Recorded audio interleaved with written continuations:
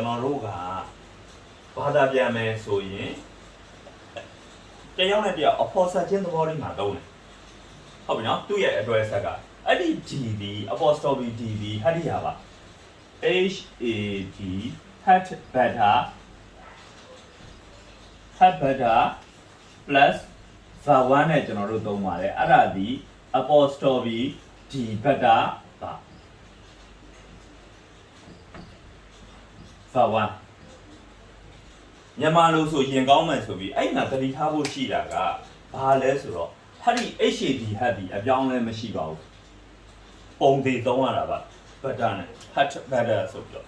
အဲ့တော့ဒီမှာဒီနေရာမှာ what to should တော့မဟုတ်ပါဘူးเนาะ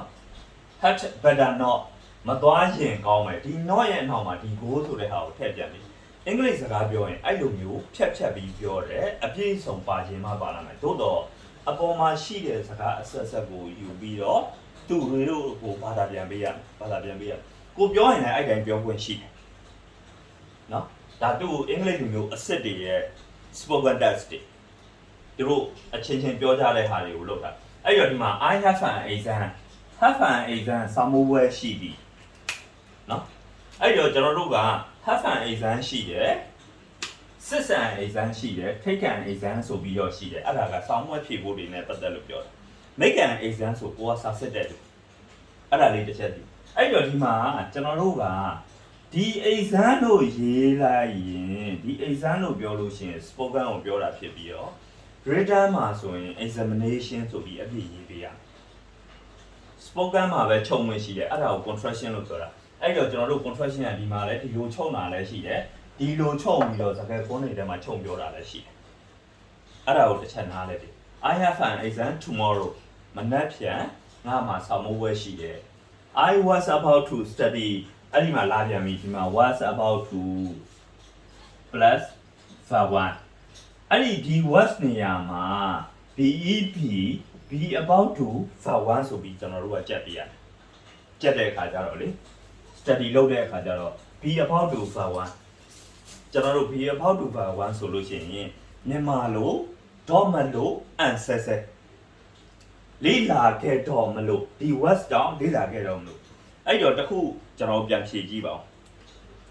လေးလာခဲ့တော့မလို့ဆိုတာလေးလာပြီလား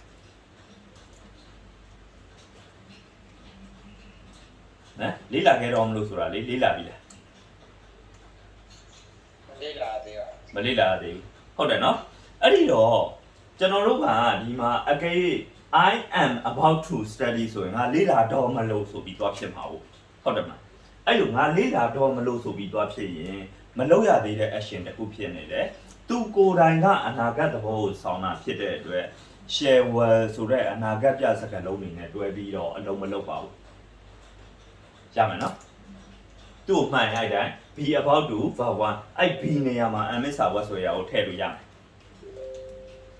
မယ်နော် one you came in ဆိုပြီးဖြစ်သွားတယ်နော်ဒီ came ကမာတန်လေးနဲ့ပိတ်ပြီးတော့ဒီက in နဲ့လည်းပေါင်းတော့ one you came in ဆိုပြီးဖြစ်တယ်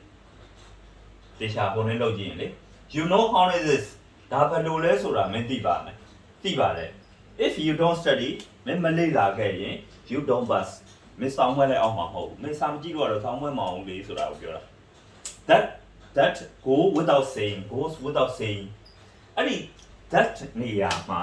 တစ်ခါတရံမှာတချို့နေရာတွေမှာ it ဆိုပြီးတော့လာတတ်တယ်အဓိပ္ပာယ်အတူတူပဲ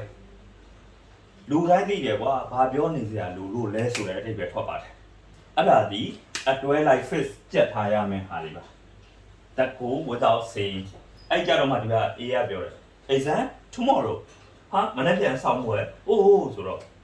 အလံတကြားထားဖြစ်လဲဖြစ်တော့ဒီမှာ what's the matter ဘာဖြစ်တာတော့ဆိုပြီးတော့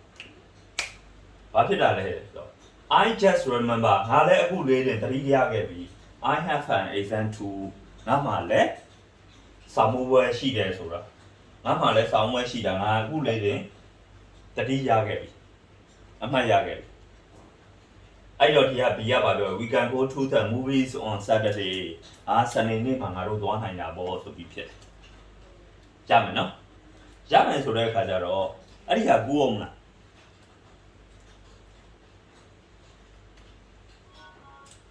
ကူးကြလား ကူပါမယ် ကူးလိုက်မယ်ဆိုရင်ဒီမှာကြည့်လိုက်ကျွန်တော်ပြောပြမယ်အရင်ဆုံးဒါကိုအရင်ကူးလိုက်ကူးပြီးရင်ကျွန်တော်တို့ကဘာကိုကြည့်ရမလဲဆိုတော့ဒီမှာကြည့်အဲ့ O ဆို come on တို့ exam tomorrow ပြီးတော့ဒီ what the matter ဒီက that go without saying တို့အဲ့ဒီခေါင်းနေဒီ fixed speed တခုတော့ရှိတာပေါ့ဒီမှာ that နေရာမှာတစ်ခါတည်း it ဖြစ်တတ်တယ်အဲ့ဒါတွေက fixed speed တွေအဲ့တော့ကျွန်တော်တို့က fixed speed ကိုတတ်ထား pattern speed ကိုတတ်ထားပြီးတော့ဒီဟာတွေကိုပြီးမှမှတ်စုမှပြန်ထုတ်ရမယ်နော်အဲ့ဆိုလို့ရှိရင်ဒါလေးခဏကူးလိုက်ပေါ့